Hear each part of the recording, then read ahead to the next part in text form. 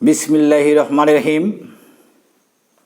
Dear viewers and learners, welcome to my channel English Garden. I hope that you all are well by the grace of Allah. I also hope that you are studying well at home attentively and passing your days happily and peacefully.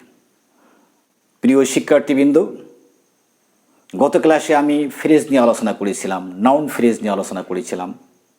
আজকে আমি noun phrase এবং adjective এবং prepositional phrase নিয়ে আলোচনা করব। Phrase খুবই গুরুত্বপূর্ণ, কারণ ফ্রেজ সম্পর্কে ধারণা না থাকলে আমরা সেন্টেন্স গঠন করতে পারবো না। আমরা কোনো লেসন, ইংরেজিতে কোনো লেসন বা কোনো আর্টিকেল আমরা সহজে বুঝতে পারবো না। তাই আমাদের এই ফ্রেজ সম্পর্কে জানা দরকার। তাই শুধু নয়, বিভিন্ন কম্পিটিটিভ এক্সামে এই ফ্রেজ সম্পর্কে প্রশ্ন থাকে। Noun phrase, adjective phrase, verb phrase, adverbial phrase, prepositional phrase, এই ধরনের প্রশ্ন থাকে। যদি আমরা এই ফ্রেজগুলো সম্পর্কে না জানি, তাহলে আমরা কী করব? আমরা বিভিন্ন পরীক্ষায় আমরা ভালো করতে পারবো না। তাই শুধু নয়, আমরা ভালোভাবে লিখতে পারবো না এবং বুঝতে পারবো না। তাই আমরা এই ফ্রেজ সম্পর্কে জানি। আমরা সহজ সেন্টেন্সের মাধ্যমে আমরা কি করব? এই ফ্রেজগুলো আমরা চিনব। তাহলে আসো আমরা দেখি। 1 নম্বরে, to walk in the morning is good for health. To walk in the morning is good for health, এর অর্থ তোমরা সকলেই জানো, সকালে হাঁটা স্বাস্থ্যের জন্য ভালো। দেখো, টু ওয়াক এটা একটা ফ্রেজ। কি phrase? To walk, to plus ভার্বের বেস ফর্ম আছে, টুর পরে ভার্বের বেস ফর্ম, তার মানে কি? এটা হচ্ছে ইনফিনিটিভ ফ্রেজ। গঠনের দিক থেকে structurally it is, to walk is infinitive phrase.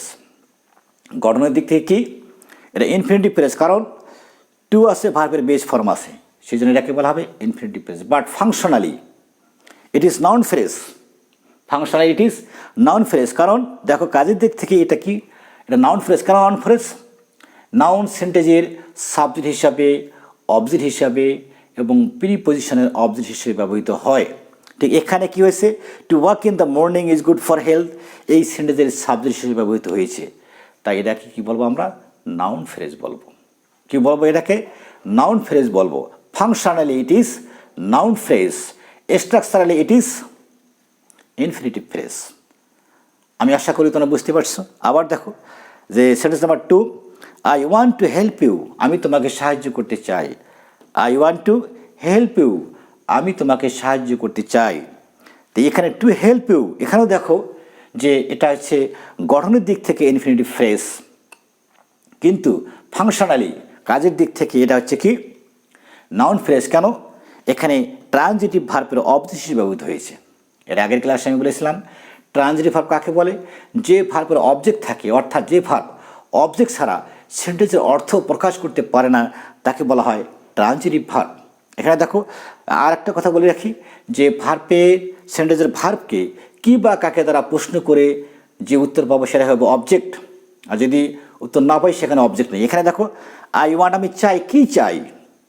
Two help you, তোমাকে সাহায্য করতে। দেখো এখানে ওয়ান্ট ভার্বের অবজেক্ট হিসেবে ব্যবহৃত হয়েছে, ওয়ান ভার্বের অবজেক্ট হিসেবে, তাই এটা কী হবে? Noun phrase. তাহলে কী হলো? Functionally it is noun phrase, but structurally it is কি? Infinitive phrase. অর্থাৎ গঠনের দিক থেকে হচ্ছে এটা কি? ইনফিনিটিভ ফ্রেজ, এবং কাজের দিক থেকে এটা কী হচ্ছে? কী হিসেবে ব্যবহৃত হয়েছে? যে এখানে নাউন হিসেবে ব্যবহৃত, অবজেক্ট হিসেবে ব্যবহৃত হয়েছে, তাই এটাকে বলা হবে নাউন ফ্রেজ। আশা করি তোমরা বুঝতে পারছো। যে sentence number 3, the actor on the stage. On the stage, actor মানে অভিনেতা, তোমরা জানো অভিনেতা। The actor on the stage, on the stage, অনটা হচ্ছে কি? এখানে প্রিপোজিশন, দি স্টেজ হচ্ছে নাউন ফ্রেজ। আমরা জানি যে ইট ইজ কল্ড কি? Prepositional phrase. প্রিপোজিশনাল ফ্রেজ কাকে বলে? প্রিপোজিশন প্লাস নাউন বা প্রোনাউনকে বলা হয় প্রিপোজিশনাল ফ্রেজ বা প্রিপোজিশন ফ্রেজ। এখানে দেখো অনটা হচ্ছে এখানে প্রিপোজিশন, দি স্টেজ হচ্ছে নাউন ফ্রেজ। তাহলে এর কি? Prepositional phrase. Structurally it is prepositional phrase, কিন্তু এর কাজ কি? কি কাজ করেছে? অন দ্য স্টেজ এখানে কার সম্পর্কে বলেছে? দি অ্যাক্টর সম্পর্কে বলছে, অভিনেতা সম্পর্কে বলছে, উনি কোথায় আছে। অর্থাৎ স্টেজের উপর অভিনেতা। তাহলে এখানে এই দি অ্যাক্টর সম্পর্কে কী করেছে? অতিরিক্ত তথ্য দিয়েছে, মডিফাই করেছে, তাই এটা কি বলা হবে? On the stage adjective phrase. Adjective phrase. দেখো এখানে is personally known to me, ব্যক্তিগতভাবে আমার পরিচিত। আমরা এখানে চিনব এখানে যে ফ্রেজটা অন দ্য স্টেজ।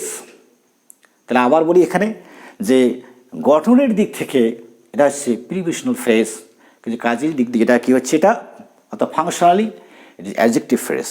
নাম্বার 4 দেখো, the lady in green sari is my aunt. The lady in green sari is my aunt. এখান থেকে ইন গ্রিন শাড়ি অর্থাৎ গ্রিন শাড়ি পরিহিত ভদ্র মহিলাটি। এখানে দেখো যে এই দি লেডি এটা নাউন ফ্রেজ, তারপরে বসে কি করেছে? In green sari. In green sari এটা হচ্ছে প্রিপোজিশনাল ফ্রেজ গঠনের দিক থেকে, কিন্তু কাজ কি করেছে? এই লেডিকে কি করেছে? মডিফাই করেছে, তাই এটা কি? Adjective phrase. আশা করি তোমরা বুঝতে পারছো। নাম্বার 5 দেখো, the girl with him is very smart. The girl with him is very smart. দেখো উইথ হিম, উইথটা হচ্ছে প্রিপোজিশন, এখানে দেখো হিম হচ্ছে প্রোনাউন, অর্থাৎ হির অবজেক্ট বসে এখানে কী করেছে? এখানে প্রিপোজিশনাল ফ্রেজ গঠন করছে। গঠনের দিক থেকে এটা হচ্ছে প্রিপোজিশনাল ফ্রেজ, কিন্তু ফাংশনালি কাজের দিক থেকে কী করেছে? দি গার্লকে মডিফাই করেছে, সাবজেক্টকে মডিফাই করেছে, তাই এটা হচ্ছে কি? Functionally it is adjective phrase. প্রিয় শিক্ষার্থীবৃন্দ, আশা করি তোমরা বুঝতে পেরেছ। আমি আবার বলতেছি, আমরা আমাদের মুখস্থ নয়, আমরা কি করব? আমরা বেশি বেশি এক্সারসাইজ করব। Everyday we have to collect some new words. প্রতিদিন আমরা কিছু কিছু নতুন ওয়ার্ড সংগ্রহ করব। And we have to use the new words in our speaking and writing. সেই নতুন নতুন ওয়ার্ডগুলো আমাদের লেখায় এবং বলায় আমরা ব্যবহার করব। তাহলে আমরা কি করব? দ্রুত আমরা কি করতে হবে? এই ভাষা বিষয়ে আমরা জানতে পারবো এবং ডেভেলপ করতে পারবো। প্রিয় শিক্ষার্থীবৃন্দ, last of all, I want to pray to Almighty for you so that you may do well in the examination and in your practical life. You will also pray for me so that I may teach you effectively and fruitfully. Here I want to finish my short speech.